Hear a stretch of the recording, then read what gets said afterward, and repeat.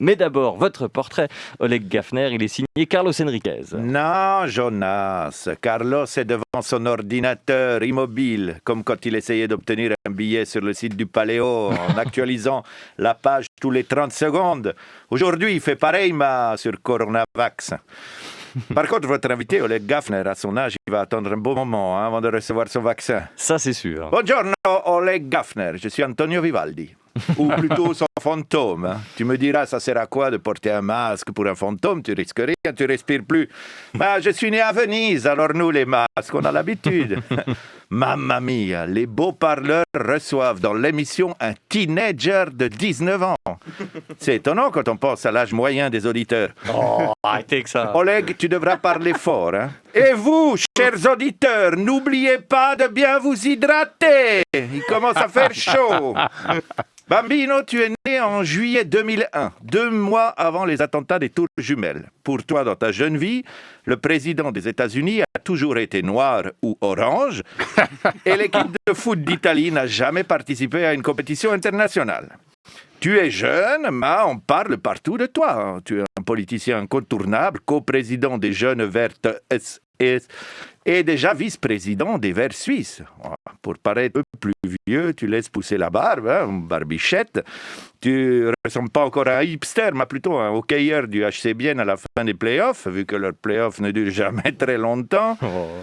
Tu viens de terminer le gymnase, exempté d'examen à cause du Covid. En échange de leur maturité gratuite, les jeunes n'ont pas le droit de faire la fête. Et vous en avez marre et ça se comprend. C'est pourquoi, avec les Jeunes Vertes, vous n'avez pas hésité à s'allier avec ceux des autres partis pour envoyer une lettre ouverte au Conseil fédéral demandant des perspectives positives pour la jeunesse. En ce moment, tu fais ton service civil en milieu hospitalier. Fayot. Tu as choisi ça pour bénéficier des applaudissements à 21h, hein? Mais tu sais que c'est fini. Plus tard, tu aimerais étudier le droit à Fribourg pour pouvoir faire ton bachelor en bilingue. Oh, dai! C'est pas assez difficile en français, manadja. Après, tu devras choisir un métier. Moi, je parie politicien. Ben oui, on peut très bien exercer la politique sans jamais avoir travaillé ailleurs, comme l'autre politicien précoce, là, le Genevois Pierre Maudet. Ouais. Ah, il a aussi étudié le droit à Fribourg. Hein? Ok, c'est peut-être pas ton idole.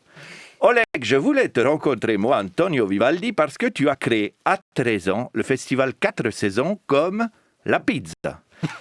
Moi aussi, j'ai piqué le nom de ces pizzas quand je cherchais un titre pour mon CD. Ouais, c'est ça, ouais. Chaque année, tu organises 4 concerts, un par saison, pour donner l'occasion à des jeunes musiciens de jouer en public. Avant d'être politicien, tu étais toi-même un musicien précoce. Tu as commencé le violoncelle à 3 ans.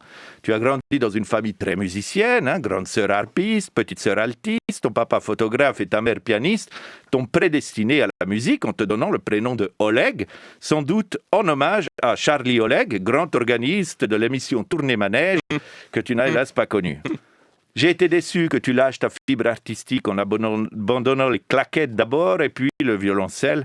C'est sûr, quand on est écologiste et violoncelliste, on est condamné à transporter son instrument sur son vélo. Et ça monte à Lausanne. Ah, tu as l'âge de passer ton permis, mais tu veux pas. Hein? Chaque année, tu demandes un abonnement général pour ton anniversaire. Je juge pas, mais si tu fraudais comme tous les jeunes, tu aurais déjà pu te payer ton 4x4.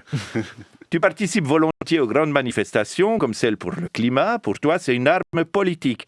Attention, des fois, ça peut donner des mauvaises idées. Par exemple, en 2019, des jeunes activistes se sont introduits au Parlement de Berne et hop, 2 ans plus tard, des républicains américains envahissent le Capitole. Faites attention. Hein. Greta Thunberg, elle a 2 ans de moins que toi. Alors elle te considère comme un vieux. Elle dit souvent « Je m'engagerai volontiers davantage pour la planète, mais je n'ai pas l'énergie de Oleg Gafner. » Bienvenuto. Merci, Carlos Enriquez. Ah oui, c'est bien. La virgule de circonstance. Tiens, une première question pour vous, Oleg Gafner. Je vous ai vu, je crois,